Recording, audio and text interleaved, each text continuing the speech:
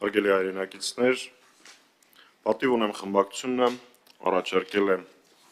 հայտարարության տեքստ, ազգային ժողովի հայտարարության տեքստ, որում արձանագրված փաստերը հայտնի են բոլորին։ Պարզապես այս հայտարարության մեջ դրանք կրճատ շարադրված են,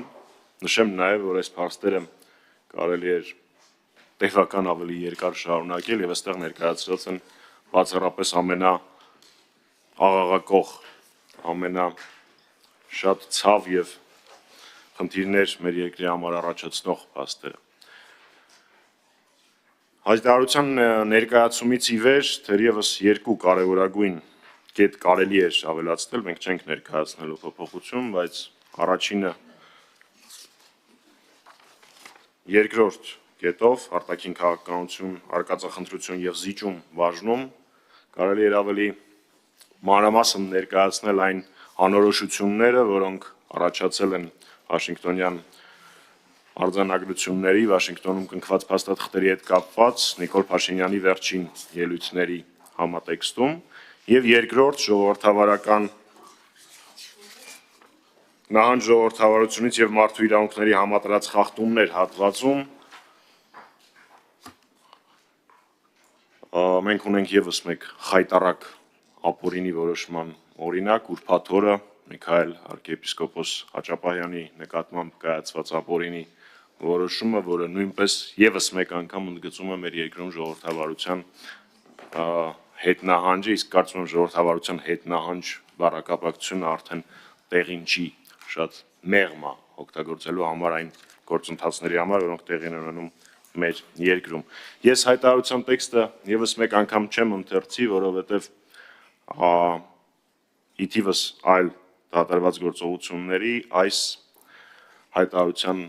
շրջանակներում իրականացվել են լսումներ, որոնք իրենց արդյունքները արդեն իսկ գրանցել են հասարակաքաղաքական իրական ընդդիմադիր հասարակաքաղաքական դաշտի կոնսոլիդացիայի տեսանկյունից, նախ այդ լսումների ժամանակ Հայաստան խմբակցությունը հայտարարեց, որ միանում է եւ ստորագրում է մեր ձևաթղթի տակ վարչապետին անվստահություն հայտնելու գործընթացի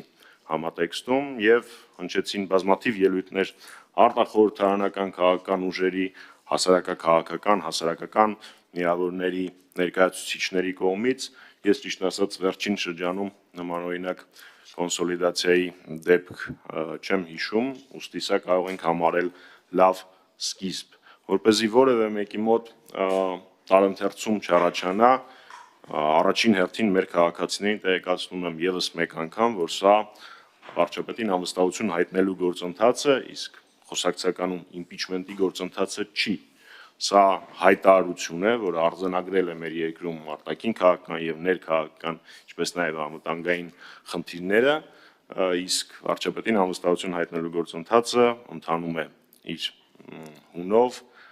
եւ դա բացառապես լրիվ այլ գործընթաց է, այսինքն որևէ մեկի մոտ տպավորություն չառաջանա եւ այս երկու գործընթացները իրար հետ չշփոթեն, որովհետեւ նույնիսկ մամուլում տեսնում էի, որ առկա են տարընթերցումներ։ Ես ավարտեցի ներկայացումը, պարոն Վարդանյան։ Շնորհակալություն, պարոն Մամջյան, ես ենթադրում եմ, որ հարցեր կլինեն։